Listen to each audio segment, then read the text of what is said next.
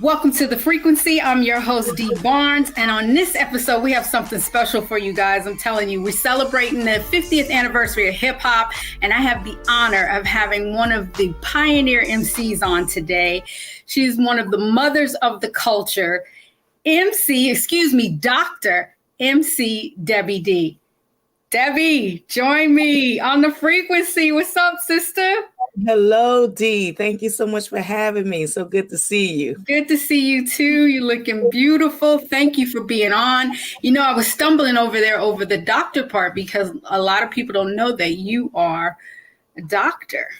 I have an earned doctorate. I have 6 earned degrees. That's amazing. My doctorate. So I've been busy over the years. Yes. Yeah. I want to start off on that, but I'm going to go further back first. I want to get into the history. This is why I'm so excited to have you on.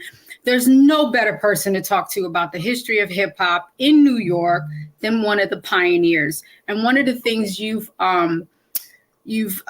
pointed out is that you are one of the matriarchs, because we always talk about the founding fathers of hip hop, but we always seem to leave out the women, which is one of the reasons why I wanted to have you on today. So first, let's talk about your upbringing in New York. Where did you grow up at in New York? I actually was born and raised in Harlem. So all of my early childhood, birth, everything, all the way up until the age of 13, I lived in Harlem, about 2 blocks away from the Apollo Theater. What? Went to all the schools in Manhattan, PS 180, Watley, and then Norman Thomas High School. So that's my old stomping ground, Rutgers, the PAL, the Apollo Theater on Hamilton night, all of those different places, going to Sylvia's restaurant. Yes, I remember that. Mm-hmm. Okay, so what were some of your childhood ambitions, like your influences? Because did you know you wanted to get into, music, hip hop in particular? Well, I have a church background. So ever since the age of 5, when I started doing my Easter speeches, back then in the 60s, basically everybody went to church. That's right. Went to church, and particularly on Easter. Right. And so I started doing my Easter speeches, and I think that's where I found my comfort zone behind the mic. And so as time went on from doing Easter speeches, everybody realized I spoke really well. I was very articulate because my mother basically made sure that all of her children were articulate when we spoke. Right. But from there, I started singing in the choir. So I have a gospel background. Church is my backbone. It's my life ever since the age of 2 years old.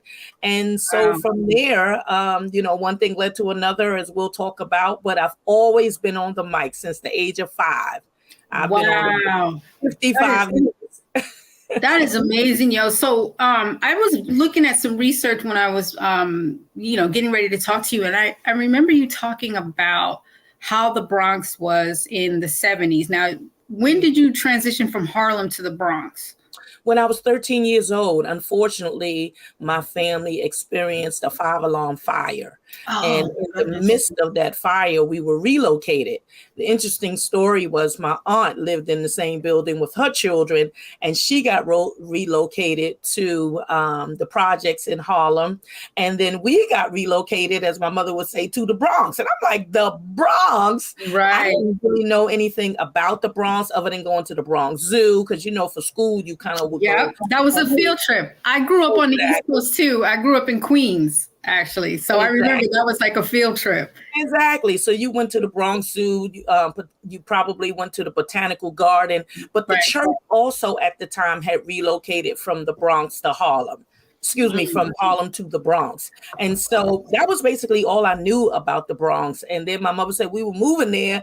And so at 13 years old, we moved to the west side of the Bronx first, which is not too far from where Kool Herc and all of that stuff started. I didn't know anything about it because I was only 13. Right. But we stayed there for about a good 6 months. And then the Red Cross moved us over to Webster Houses in the South Bronx. And I'm a South Bronx pioneer. That's where the whole thing started. It's the first time I heard the beat drop. Really? The first time I got on the mic was right there in Webster Houses in the South Bronx. Oh my goodness. So that was your earliest memory of hip hop. Like, when did you fall in love with hip hop? the minute I heard the beat drop. Right. That was 1977. I was 14 years old. And as I said, I was living in Webster Houses, and anybody that knows New York City, and particularly when it comes to New York City Housing Authority, the buildings are really big. They're really tall, is probably a better way to say it. And so my building went up to the 21st floor. And I lived on the 19th floor. And so school was out because it was the end of June and it's hot. You know, I didn't have anything to do because I really didn't know anybody. And so I kind of just hung out in the house, and all of a sudden I heard this music, and I wasn't really interested in the music because I didn't know what it was, but I just kind of heard the music play. But what intrigued me is that the same part of the record kept playing over and over and over. And everybody knows, again, I'm a baby boomer. So if you're coming up in the 60s and the early 70s, everybody knows that when you hear or when you play music or records, those vinyl records, back then, you played the whole record out. So I'm trying to figure out, why is it playing over and over? Is it scratched? Because that's usually what happens when the record's playing over and over. And it just kept playing. And all of a sudden I heard somebody on the mic, and I'm like, Mom, can I go outside? So I went downstairs, came outside, heard the music very loud, and I just followed the music, and that's when I fell in love with hip hop. And it didn't even have the name yet, you know. Going to a jam, and I went to the jam. All the kids was there. The music is playing, the DJ, and I'm like, remember now, I'm just really coming from Harlem, so hip hop didn't really explode yet. It's still very localized. I had saw anything like that or heard that type of music being played in Harlem. So I kind of heard that whole thing. I'm like, oh my God. And the kids and the break dance. And I'm like, what in the world? That is amazing. So, I mean, when you think about it, like, hip hop came out of a time in the Bronx where, things were not good in the Bronx in particular, right? Like the housing situation in particular. I know a lot of the buildings were like abandoned, burnt out. You had a lot of urban decay. I always, because I serve as a hip hop historian also in hip hop, I always like to make clear to people that when we talk about that particular time frame and the urban decay that was going on in the Bronx, it wasn't the whole Bronx. It was the South Bronx. Okay, because people do think it's the whole Bronx when they have that picture. Again, and that's why I like to bring correction to that. I'm sure a lot of people are going to start doing it now, but you wouldn't have seen something like that in the North Bronx, where people basically had houses. You know, you had a lot of people who were homeowners in the North Bronx, and then on the West Side, where Kool Herc was, you didn't really see the urban decay. But right there in the South Bronx, which is in particularly where you have a large group of low income people living in this very heavily, densely populated, that's when you had a lot of the issues. So yes, you had a lot of burnt down buildings, burnt down to the ground. This rubble, you know, mattresses, and all of this is in my backyard. All of this is in walking distance to me, because I'm from the South Bronx. So this is something I could really see.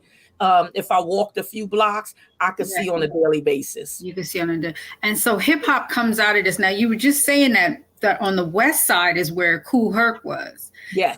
But it wasn't, the same environment. But I know that still the gangs were there, the violence, crime, and everything. And can you walk us through how this music or this movement just came about? Because I know you just discovered it when you got there, but I mean, amongst all of that was happening, we had this creative thing going on. Well, the backdrop to the history of, and particularly why kids such as myself, because we were all kids, teenagers, literally. gravitated to the music is because at that particular time, again, this is like the mid 70s, there was a major budget crisis going on in New York City. And as a result of that crisis, a lot of the programs that were targeted for kids, the after school programs or programs during the daytime that dealt with the arts in the school, you know, music, all of the stuff that we would do to kind of keep us interested and release all this energy we had as teenagers. A lot of that got scrapped in the budget crisis. So there's a whole meshing of things that's going on at the same time because, of course, people aren't working, unemployment is high, and that's when you start getting a lot of the burnt down buildings. So there's a lot going on. I'm in the process of writing a book, so you'll really get I can't wait to read it. Hold on. We're gonna take a quick break. When we come back, I want to talk about the music in the school, in your high school in particular, because you got some famous alums there, right? And yes. Wait. Hold on. Don't tell us. Okay, I'm not. Okay, we'll be back, y'all, on the frequency right here on the Black Star Network.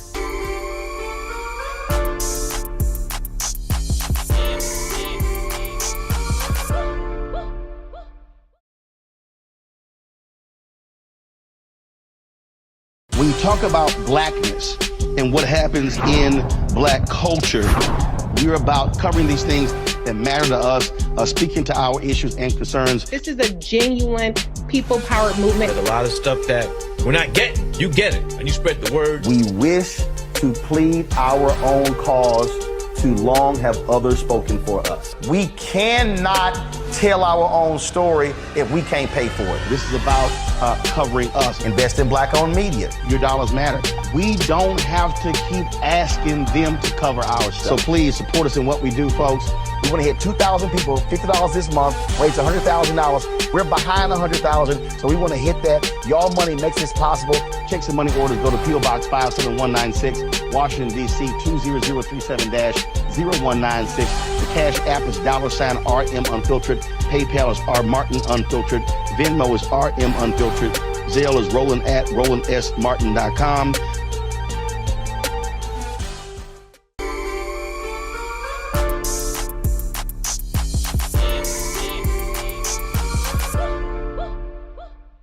Back right here on the frequency with your host, D. Barnes, and my special guest, Dr. MC Debbie D, one of the pioneers, matriarch of hip hop. Okay, now we were just talking about how you gravitated, or how everyone gravitated to the music at that time.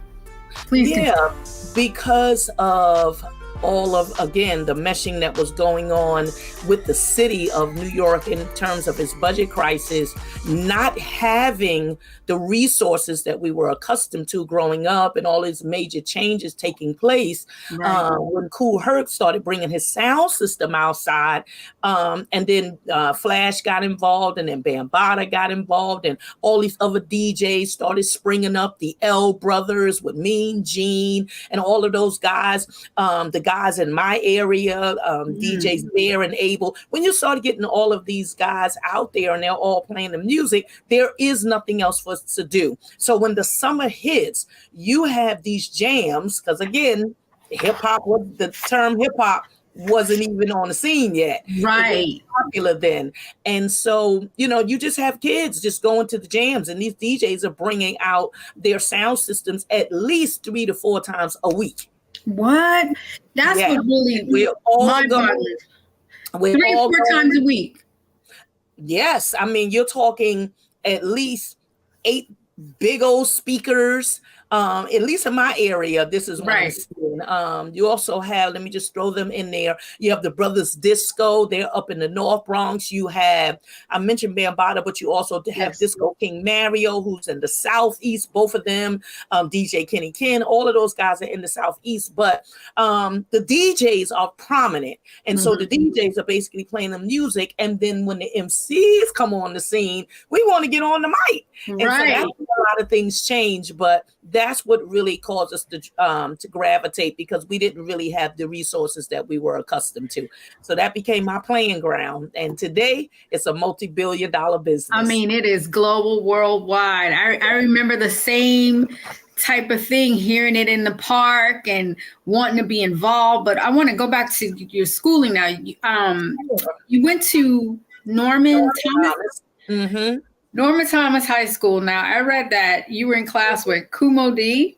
Yes. And Special K? Yeah, Special K went to the school as well. Unbelievable. My group Body and Soul, we did a track with Special K. Was unreleased, but we had the opportunity to work with him, which was like so amazing. And I got a chance also to interview Kumo D. But what was it like back then, just being in class with people that just was, on the same vibration, on the same, hip hop level? Much didn't really happen in the classroom. Right. But the fortunate thing about attending Norman Thomas in the 70s and early 80s, I graduated in 81, is that from what I know, we were the only high school in New York City, public high school, that had music in the school. What? So at lunchtime, like a lot of pioneers will talk about how they would kind of, play a tape, or maybe somebody was beating on the table. On the lunch table, yep. Right, and then somebody would be rhyming. We didn't do that. As a matter of fact, the DJ for the Treacherous Three and also for Spoonie G was DJ Easy Lee. He went to school as well. So he's one of those DJs that was on the turntables in the lunchroom. Now, remember, the lunch period is going to go about 4 or 5 hours. So every hour there's a different DJ on the turntables. So you got the disco records playing, you got the break beats playing, you got salsa playing, Latin playing. Yes. You just got all of these different DJs are on. And then they had the mic. And so it was like, hey, you want to get on the mic? The mic was right there. All you had to do was just walk up and just tell the DJ, I want to get on the mic. Yes. You get on, you rhyme. All your friends are running to the front. Everybody's cheering you on. All right, love it. Patting you on the back. And it was a jam session. Like my school, anybody that grew up around the time that I grew up and went to high school will tell you Norman Thomas was the school you wanted to go to. This is the school where the Cold Crush and the Treacherous Three did the boat ride. I mean, what? I didn't know that. Cold Crush, because they didn't go to the high school. Nope, they didn't go to the high school, but we were moving on that level. We were already integrating hip hop. We're the first high school to actually kind of bring that whole vibe of having hip hop in a school. Exactly. And it's amazing for me now because now I'm teaching in these schools. So it's full circle. All right, we're gonna come back to the teaching part. So did you get on the mic when you were in high school? Absolutely. And let me just backtrack too. I do want to say, because I went to Norman Thomas, and Norman Thomas is located in Lower Manhattan, in Midtown, actually, like Murray Hill area or something. Right. 33rd Street. But for me, it was beneficial because I lived in the Bronx, but I went to school in Manhattan. And I was fortunate to hear Harlem Emcees and Harlem DJs probably earlier than most people. Right. So a lot of times when people talk about the history of the Bronx and what the Bronx is doing early on, they may not really realize that there's a whole nother scene that's going on in Harlem, because I'm listening to Kumo D. I'm listening to Special K when these guys are in the hallway. When sometimes they're like battling each other in the hallway. It was amazing. There was a lot going on. So you were just saying that there was a whole different scene in Harlem. So that means that Brooklyn had a different scene, Queens had a different scene. So just like it just started popping up all over. Well, by the time I'm in high school, and this is basically from 77 to 81, but the earlier part of the high school, you really didn't have Brooklyn crews, and you didn't have Queen crews. If you had them, they were probably far and in between, and they're not necessarily featured on flyers. You do have the DJs that are featured on flyers, like the Disco Twins. You'll see their name, but you don't necessarily see a lot of MCs popping up. Even some girls popped up who were DJs from Queens, like Lady Love and Quinny Quinn. But MCs, you didn't really see them as of yet, because everything is basically happening in the Bronx and in Harlem, which is actually interconnected by a bridge that you can walk across. Right. Mm-hmm. So Okay, so now we're gonna get into the women. We have to get into the women.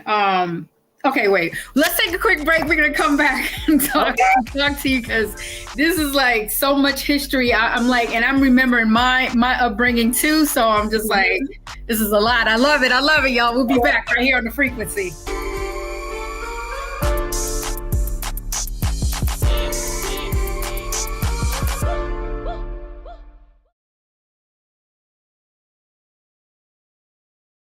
Black Star Network is here. Oh, no punch! I'm real revolutionary right now. Thank you for being the voice of Black America. All momentum we have now, we have to keep this going. The video looks phenomenal. See, there's a difference between Black Star Network and Black-owned media and something like CNN. You can't be Black-owned media and be scared. It's time to be smart. Bring your eyeballs home. You dig?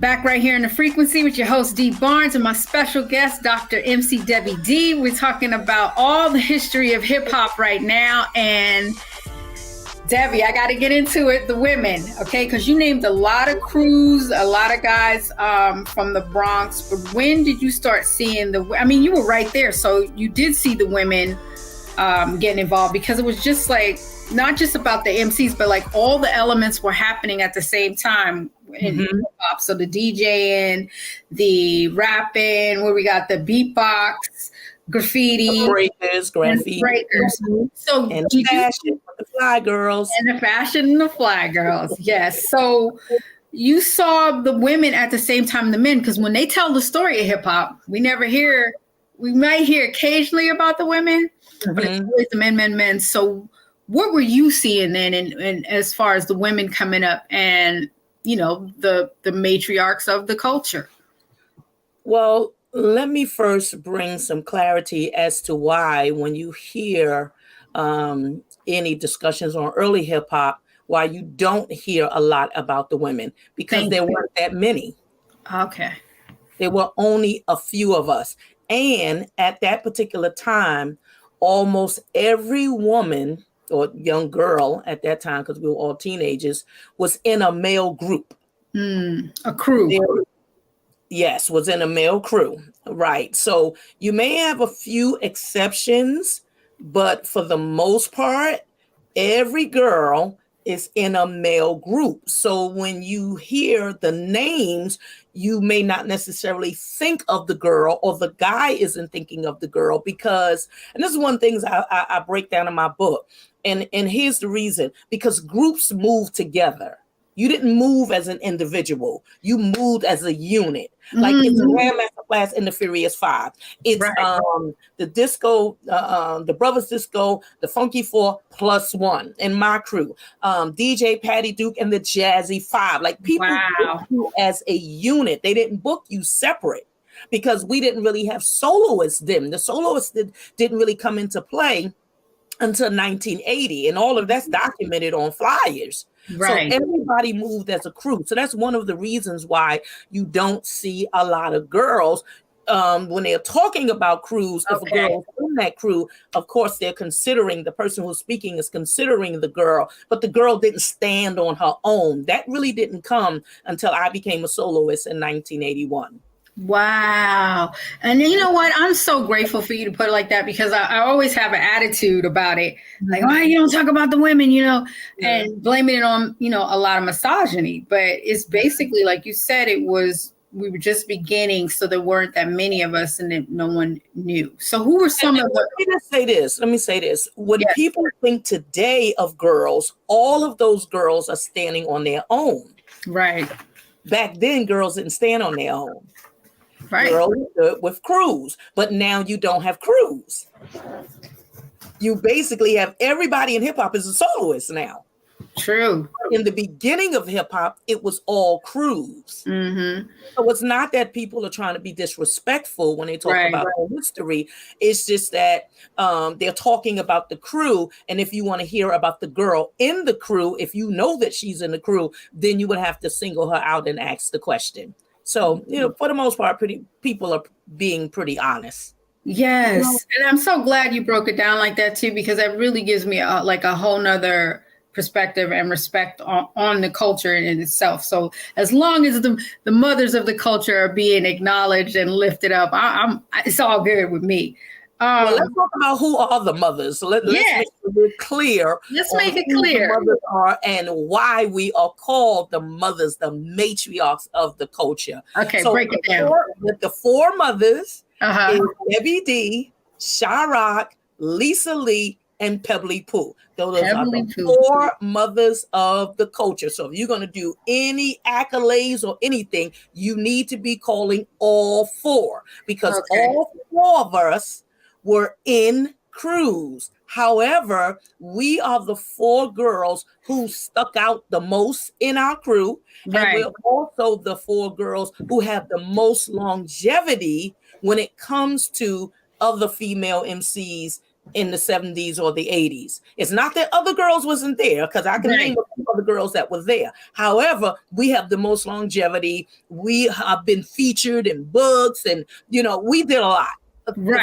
Did a lot. That's why we are considered not just pioneers, but the mothers. We stand at the cream of the crop when it comes to hip hop. Anything you're talking about a movie, you're talking about TV, you're talking about radio, whatever you're talking about, one of us is going to be there. Debbie D is going to be there, Shirok is going to be there, Lisa Lee is going to be there, or Pebbly Pooh is going to be there, or all four of us going to be there. But we're at the forefront holding it down. So see, I'm so glad you clarified that too, because those are the shoulders that we are standing on, basically. Those four in particular. Okay. And now let me just say, because I don't want nobody coming for me, it doesn't mean that other women young ladies wasn't there. Like you did have the Mercedes ladies, and you did have Inner City Disco. You also had Sequence. And Sequence to me is like your first female superstars. Yes. They come under Sugar Hill and, all that they did with their records and everything. But when we look at the Bronx, when we look at hip hop in its genesis, in part jams, when it's all first starting, we are the four girls who started there. And to this day, we are visible to this very day. Where does DJ Wanda D fit into that? Because I know you guys did a lot of live shows together. Yes, Wanda D fits in when, again, I was a part of a crew, DJ Patty Duke and the Jazzy Five, and my crew began to break up, just like a lot of crews around that second or third year mark. There was a lot of shifting going on. And so I decided to step out and become the first female MC soloist. I am the first girl that you see on a stage, on the flyers, to document my work over several years. Amazing. In the lineup, everything. Right here. The flyers. Let's talk about the flyers. The flyers.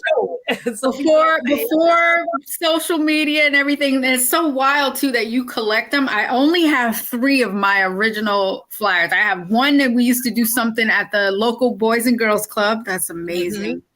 I have one that was at some type of roller skating rink where it was Dougie Fresh and Slick Rick. It was Dr. Jekyll and Mr. Hyde. And around a long time. And then I have one where it was like Davy D at a spot in a roller rink in New Jersey. So those are and then I have one where I'm on. Actually, I was an opening act for Stetsasonic. Oh, okay.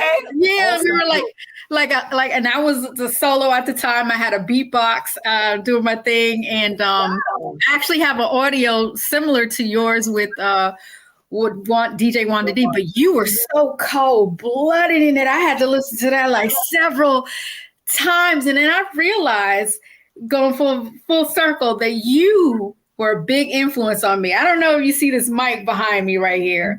This is the type of mic you had in Beach Street. This is the type of mic you had in that old school mic. And just your fit, everything. So we got to get into Beach Street, and that's how I met. Let me just say with Wanda, when I decided to make a bold step to become a soloist, I had to get a DJ because at that particular time, Busy Bee had carved the niche out for the soloist. You started out in hip hop and you got on the mic and asked the DJ, could you get on? But the niche for the soloist wasn't really carved out until Busy Bee did that. And so he becomes the blueprint for all solo MCs. And one of the things that he does is that he incorporates a DJ. So he has DJ, cool DJ AJ. And so in my mind, I'm thinking, okay, well, if I'm going to become a soloist, I need a DJ. And I had just had a show with Wanda that kind of just happened. And I'll go into all those details later in my book. But somebody said to me, why don't you just do it with Wanda D? Debbie D, Wanda D. And I'm thinking, okay, we were kind of new on the scene, but we came together and I promise you, we were amazing. That tape, that you heard, that audio is actually a battle at Harlem World. What? It is the first time that a female MC is rhyming at least 5 minutes straight. The whole routine was 15 minutes, but they only caught that 5 minutes on that audio. But no other girl had done that because no other girl had stood on stage by herself with a show. Tell me about Harlem World. I'm doing a show. I got my gear. I'm doing everything. It's a whole booking me. It's a whole total ball game. Oh, for sure. Tell me about Harlem World. Because, I've heard it shout out in songs and that nature, but I've never really heard anybody get into some details about it. Well, Harlem World is a prominent club that was located in Harlem on 116th Street and Lenox Avenue. And one of the things I like to say for your viewers, because sometimes I think this is not clear to people, so I always like to make things clear. I appreciate you. You're welcome. Is that Harlem is a section in the borough of Manhattan. Right. Because a lot of people don't realize that. So when you say New York, that first New York is the city, but the borough is called Manhattan. And there's a section uptown in Manhattan, which is the village of Harlem. For the most part, it runs from 110th Street to 155th Street. But Harlem World is located on 116th Street and Lenox Avenue, right directly across the street from the mosque where Malcolm X, his speeches and things like that. If anybody goes to Amy Roof, Harlem World was right there on that corner. So it was a big club. It's about 3 floors. I didn't know it was that big. Oh yeah, it was the place was 3 floors. It was humongous, and it became the Mecca. There were several other clubs that were there also in Harlem at the time that we went to. But Harlem World to me became the Mecca for the battle. And not only that, D, one of the things that I talk about in my book is how Harlem World became so prominent because it was located in Harlem, in Manhattan, and it was easier now for all the kids who heard hip hop on the cassette tapes to actually get to Harlem World as opposed to traveling another 45 minutes to the Bronx. Okay. It was easier for people to come around. So it was a Mecca. Yes. It opened it up for people that were coming from Queens, people that are coming from Brooklyn. Like when I first heard Stethasonic, it was at Harlem World. Yes.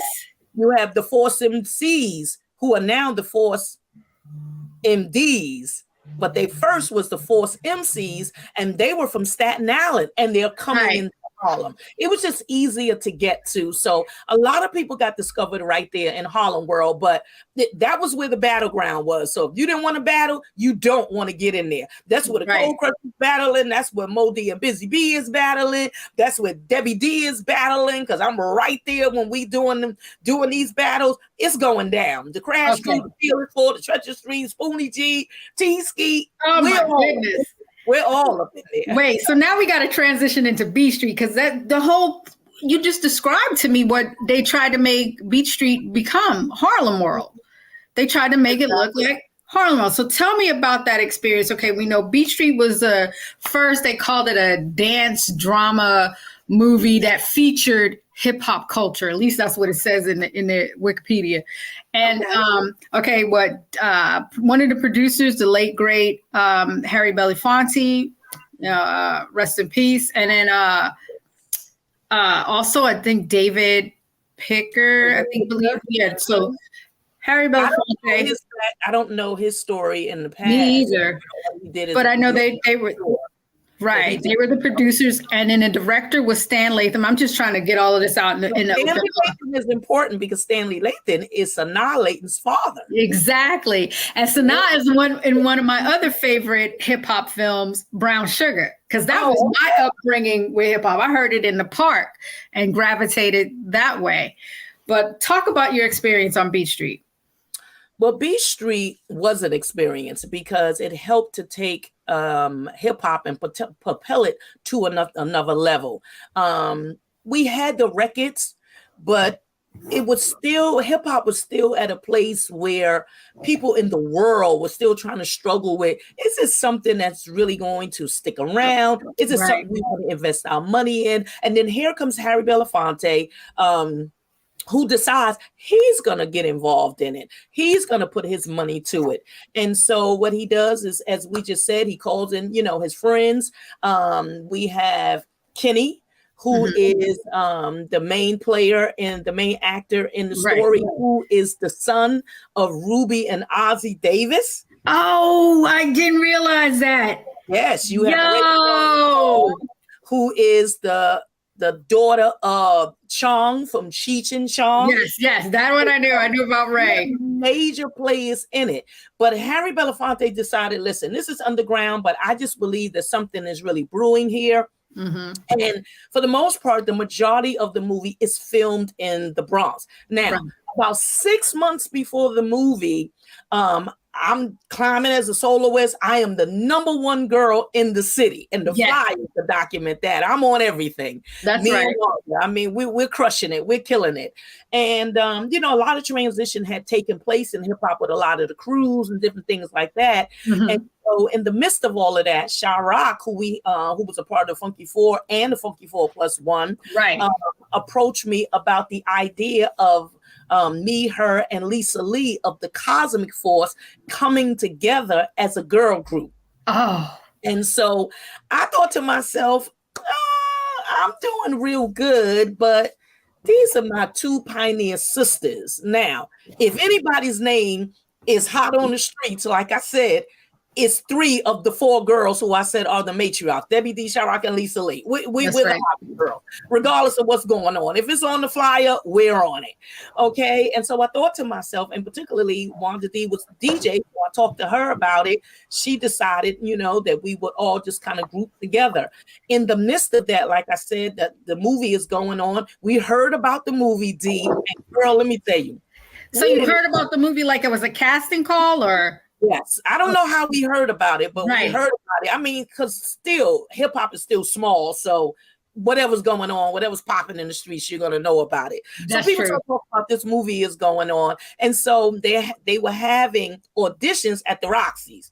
So we said to ourselves, we're going down there to tell them they need to have us in the movie. No doubt. We're not auditioning. We're not doing it. No. If you're going to have a girl on the mic, it's going to be us. That's right. And at that time, we were called Empress. Okay. Because all of us felt that we were queens. Yes. I had the title of Queen MC. And then when the word rapper became popular, I changed it to Queen Rapper. And then Lisa Lee, who was part of the Zulu Nation, also was using the title Queen MC. But we didn't have any issues with it. We all worked together. And so we went down there or whatever, and we said what we said, and they said, okay, we're gonna put y'all in the movie. Oh, I love it. Movie. That scene so much is like just ingrained in my memory. I know that had to be my first time seeing like women on the mic in a film. So that took it from local to like global, inspiring women all over the world to get into hip hop. I know for me, it definitely was. You were definitely a big influence on me. I mean, first of all, that scene, I always talk about it, just the fits, everything that you guys had on then can be rocked right now. Oh, well, those weren't your clothes, and you guys didn't pick it out, but it doesn't, but it looked dope though. You don't think it looked dope? You don't like it? not compared to what I had on when I came there. Oh, I wish I could start my rhyme off. I say the fly girl Debbie D, right? So I came there fly. People knew me for dressing real fly. And when I got there, they was like, to wardrobe. We're like, what? Girl, I had on these boots where the top of the boot came off. Oh, I didn't even see that. Because I didn't wear them. They only let me keep the bottom part. Oh my so God. The top part was red and black. I have some pictures of me with the boots on. I know you had a suede, like the little suede skirt with the top. Well, I had on head to toe. Don't play with the fly girl. Oh, they gave us all them clothes. I was excited later on because the skirt was of London. So, that was a major designer in Britain. But still, we came there with our own stuff. We hip hop. Yeah, exactly. We look more like punk rockers because, that you did. Going on too. It did give you like an underground punk rock type of deal. And that's why that's probably why I love it so much. I mean, to this day, but I would have loved to see, please put that in your book, what you had on. Absolutely. Because you were showing the true hip hop spirit. Yes, okay. We got to take a break. We're going to come back with more this hip hop culture and these flyers. We got to talk about the history right here on The Frequency.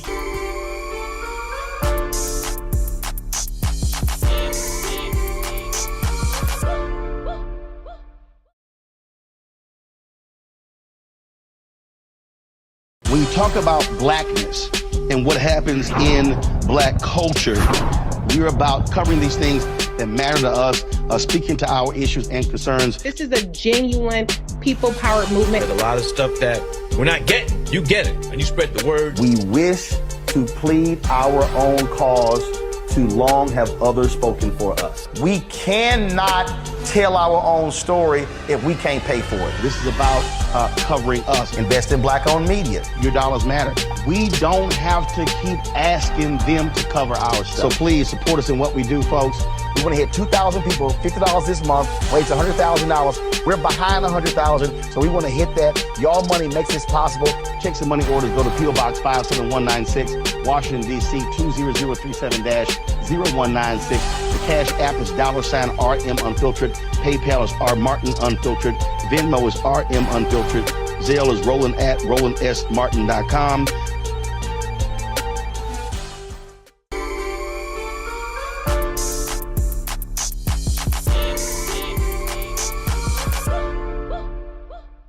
Back right here in The Frequency with your host, D. Barnes, and my special guest, Dr. MC Debbie D. We were just talking about Beat Street, and I've got to get into the song you guys did. You performed Us Girls Kaboogie, Kaboogie 2.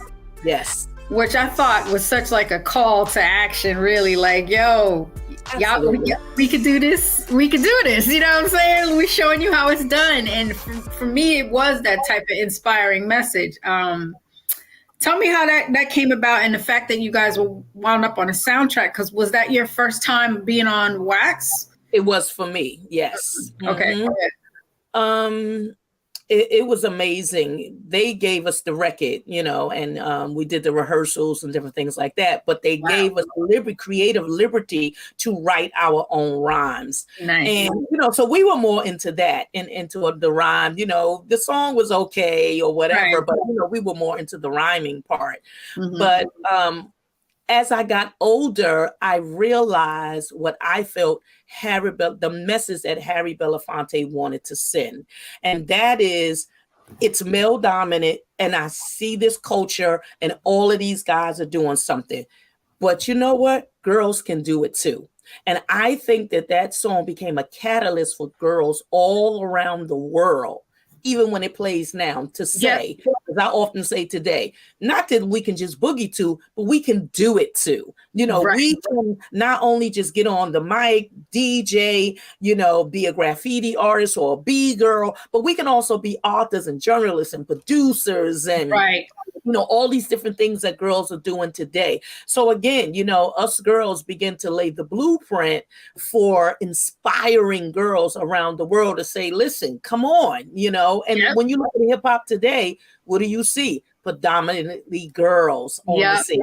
You see so many women Me too. I mean, and thank you for that, because I'm telling you, I was one of those young women that was definitely inspired, to participate because of that. And you inspired me a lot too. I mean, even my first earlier hip hop name was Double D for Dee Dee. Yeah, them simple names. I was trying to get close to like the Debbie D type of thing. So that's just so wild that we're sitting here right now.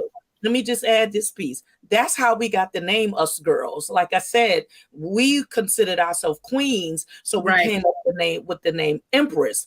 But because of the song, every time they wanted to do the recording for the song, or we had to act it out, they kept saying, "Where's the Us Girls? Where's the Us Girls?" Oh, and wow. That's how we became the Us Girls. Oh my goodness, I did not know that. Now, wasn't that also the name of your organization for women?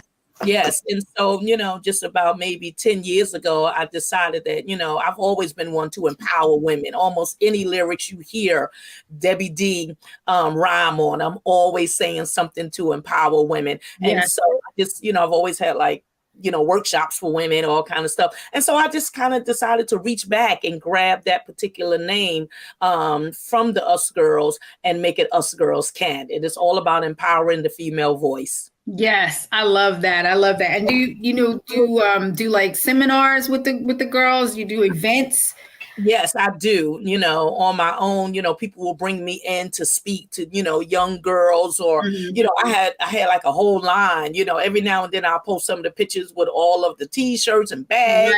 Right. I mean, from the babies all the way up to the adults, we just wanted to empower. We had Us Girls Can and Us Girls Can Too for the little girls. Oh, I love that. It's just about empowering girls. That's all. This has to go back to your church foundation, and you're in the ministry. Yes. Please talk about that. How you transition from the MC. It's actually going full circle, right? From church girl to MC to ministry. Yeah. Well, I've never left the church, but as I got older, I just decided to become more serious and become a Christian. So that's I was just religious before, but I'm a Christian now, and I, profess Jesus Christ as my Lord and Savior. But amen to that. Just how ministry, just how the entertainment world is. It just really started getting the fun left. Right. Put it. Hip hop in the early days was about fun, peace, love, unity, and having fun.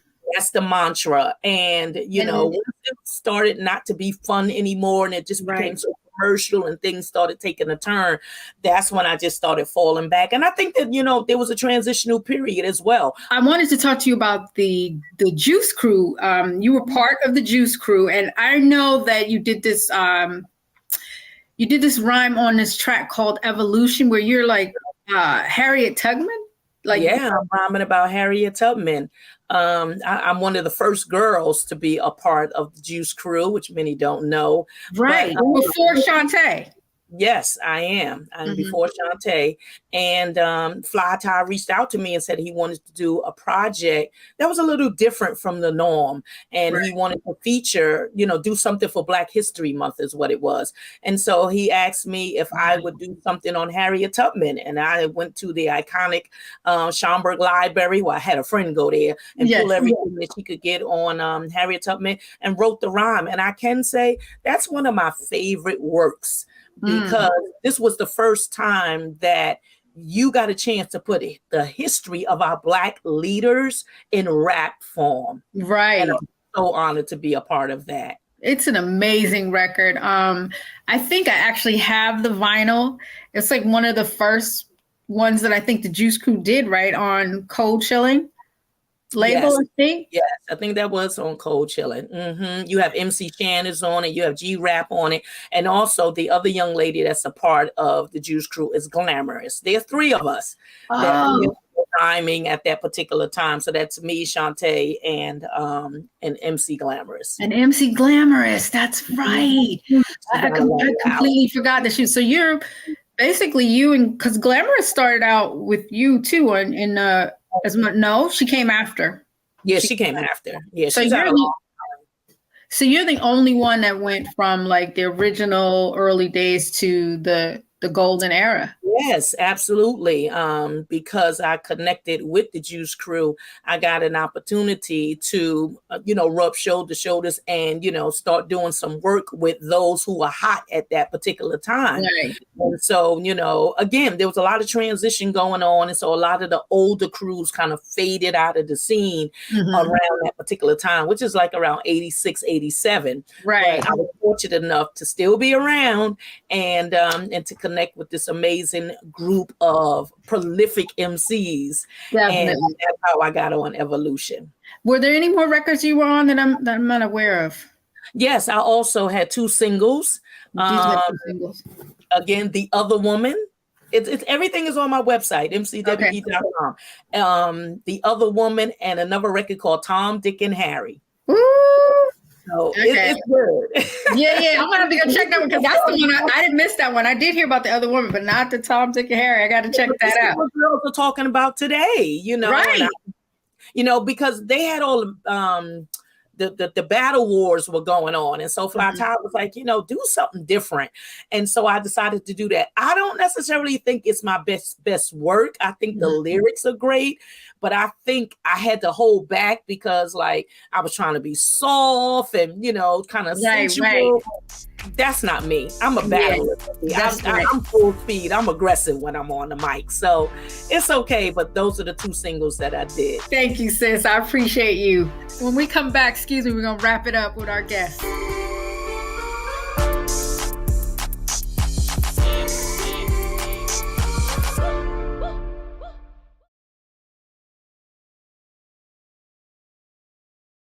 Don't you think it's time to get wealthy?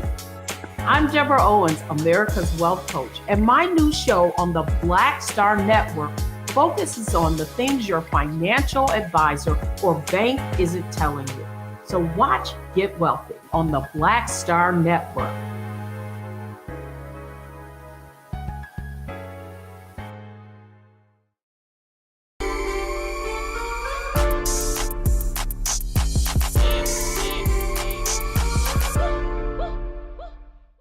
Back right here on The Frequency, talking to my special guest, Dr. MC Debbie D. I wanted to talk to you about the Juice Crew.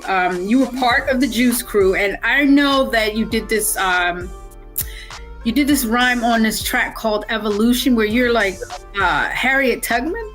I'm rhyming about Harriet Tubman. I'm one of the first girls to be a part of the Juice Crew, which many don't know. Right, before Shantae.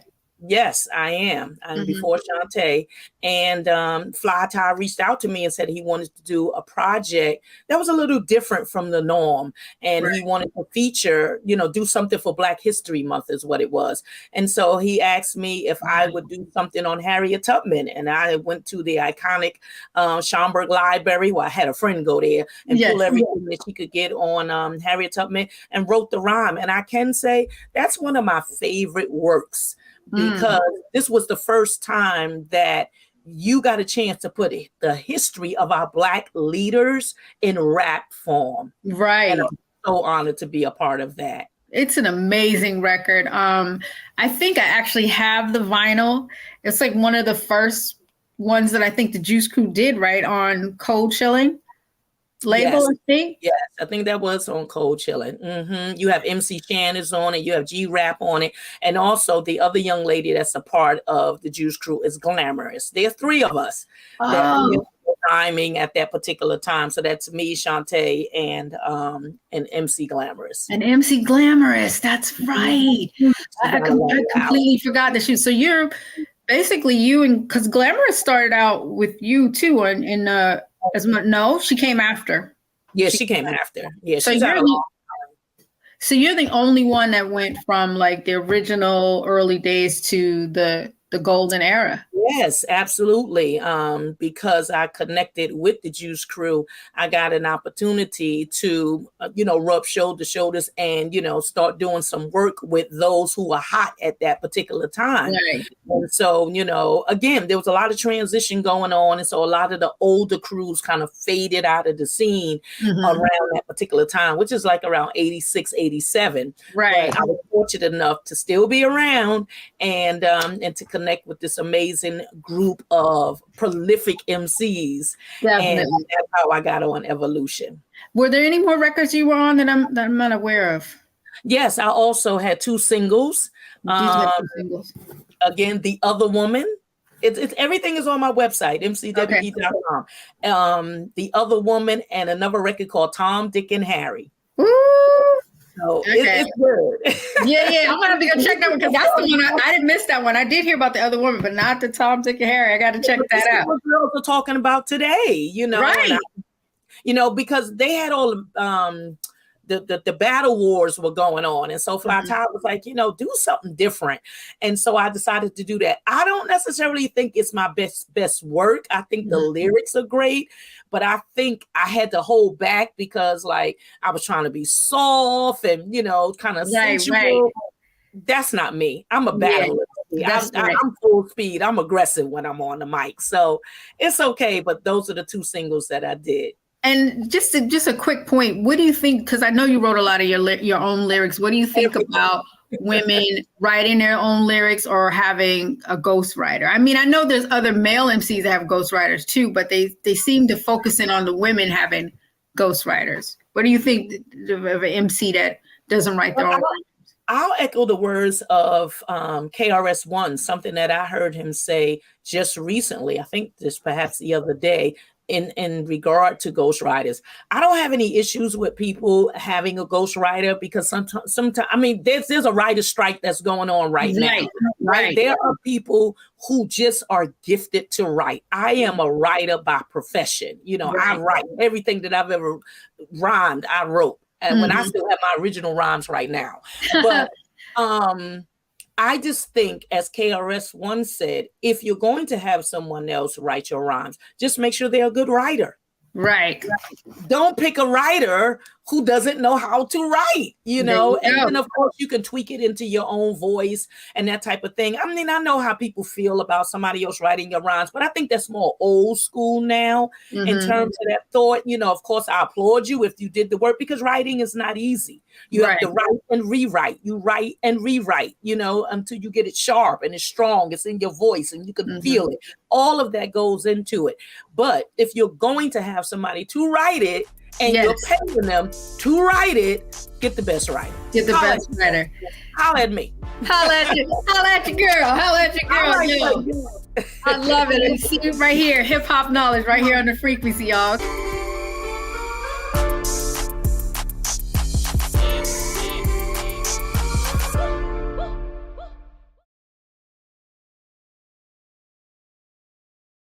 Hatred on the streets, a horrific scene, a white nationalist rally that descended into deadly violence.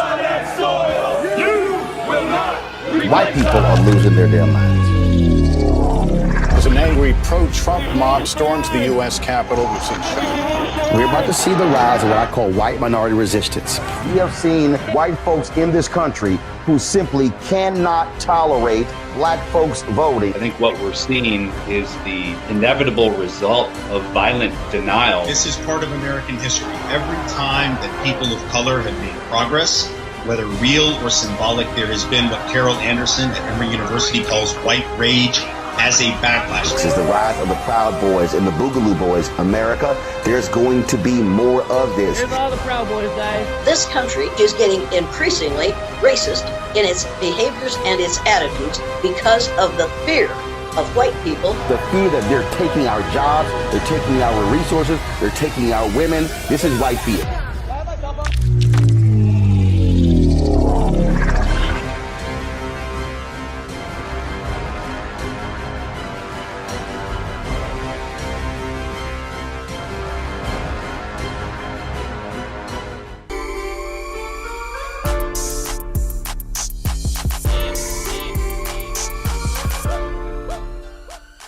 I hope you enjoyed this episode, another edition of Celebrating the Legacy of Hip Hop 50 with my special guest, Dr. MC Debbie D, one of the original pioneers, matriarch of the culture, starring in Beat Street. You know her work. Oh, we out.